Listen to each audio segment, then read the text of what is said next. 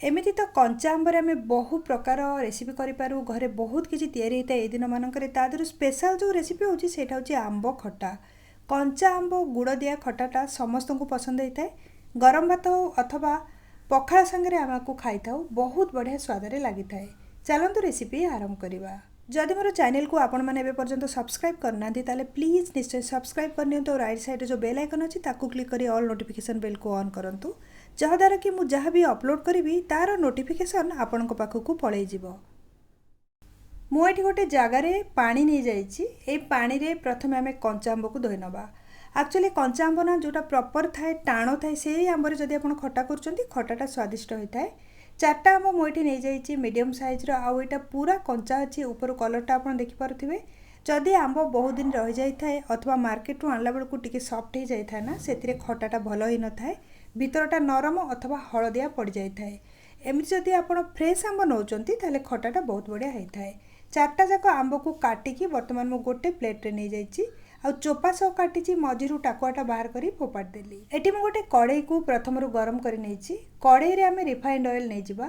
गोटे रु 1.5 चामच पर्यंत रिफाइंड ऑयल मु नहीं जाइए तेल को गरम होगा दबा। तेलटा गरम होला परे आधा चामच से सोरिष आधा चामच जीरा ता सांगरे चुटकी पानमधुरी मुझे पकई पानमधुरी पकईवा द्वारा खटाटार स्वाद बहुत बढ़िया आसी थाए। भृषंग पत्र 10 रु 12टा पकई नहीं मो पाखे कंचा भृषंग पत्र नथिला सुखिला भृषंग पत्र को मुझे यूज करुच्ची। जदि कंचा भृषंग पत्र आपण पाखे थिबो ताहले बहुत बढ़िया फ्लेवर आसीबो खटाटार। वर्तमान एथिरे काटी थिबा कंचा आंब को मिसई नवा।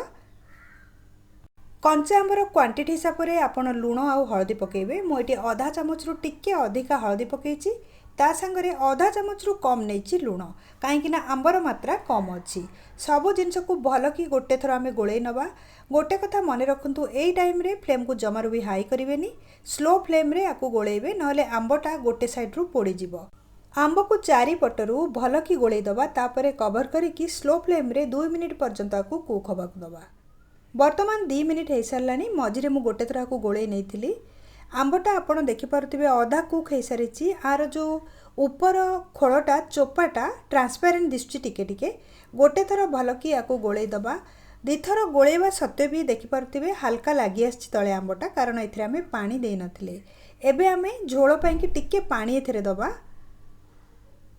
आंबर जो रसाटा जदि टिके अधिका क्वांटिटी थाए ना भात संगे खाइला को भारी बढ़िया लगी था हापुड़ी की खाया को इच्छा होता है से बेसी काटुआ जमार करेनि टिके पानिया करके पानी देकी भल कि पुणी थे गोटे थर आपको गोले नवा तापर आपको कवर करके आउ 2 मिनिट पर्यंत स्लो मीडियम फ्लेम रे फुटेइबा। घोड़नी को काढ़ी एबे पुणी थे चेक करवा आपड़ देखिपे एथिरे जो पानी आमे देथिले तार अंशटा कम हो जाइए आउ आंबटा टिके फिटी आसलानी पानी सांगे मिसई आर काठुआ झोल हो जाइए।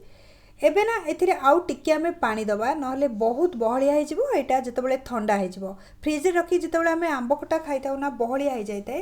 मुझे प्रथमे चीनी मिसैया को जाऊँगी 4 चामच चीनी मुझे मिसाऊँगी आपण स्वाद हिसाब से चीनीर मात्रा कम अथवा अधिका करें नहले गुड़ भी चीनी बदल में पकई पारे।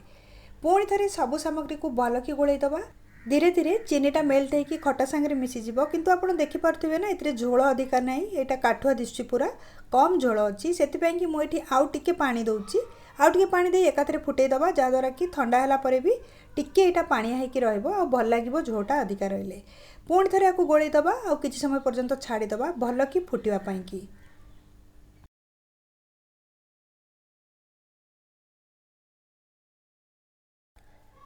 गोटे 2टा मिनिट हो सारा आंब खटा को फुटबार आउ झोलटा भी बहुत बढ़िया कलर आसी समय ना कौन करवा आपको टिके गोले दबा सभा शेष को जीरा लंका गुंड पकेबा। मु सब बेले जीरा लंका गुंड ताजा करके रखी था घरे फ्रेश वाला जीरा लंका गुंड जदि आप जो जिनस भी पकाउछन्ती डालमा हो अथवा खटा हो तार स्वादटा बहुत बढ़िया आसी था। दरदरा कुटिकी रखी मु लंका जीरा को भाजी दे गोटे डबारे रखी 3-4 दिन पर्यंत यूज करे जितेबाला सरी जाए आउ गोटे थर करके रखिदिए। वर्तमान आमर खटा तो हो गला आपको ठंडा होगा आम दबा। खटाटा वर्तमान रूम टेम्परेचर को आसी सारी आप देखिपे कंसिस्टेंसीटा पतला केते दिशुला झोलटा एबे किंतु मोटा हो जाइए आंब सांगे मिक्स हो जाइए आपको फ्रिज रे रखिक जदि आप खाइबे गोटे दिन पर ना आउरी भी काठुआ हो से प्रथम मुझे टिके झोल जदि अधिका रखा ताले खटाटा बहुत बढ़िया लगी था। रेसिपी विषय में आपण मन जहाँ भी क्वेश्चन अच्छी कमेंट सेक्शन में शेयर करूँ। जदि आपण कंचा आंबरे किसी नुआ रेसिपी करचंती निश्चय मते कमेंट सेक्शन में शेयर करंतु मु आपनको मेंशन करके सेही रेसिपीटा निश्चय मो चैनल रे अपलोड करिवि। पुणी गोटे थर मु कहया जाउची जदि आपण सब्सक्राइब करनांती मो चैनल को ताले निश्चय सब्सक्राइब करनियंतु।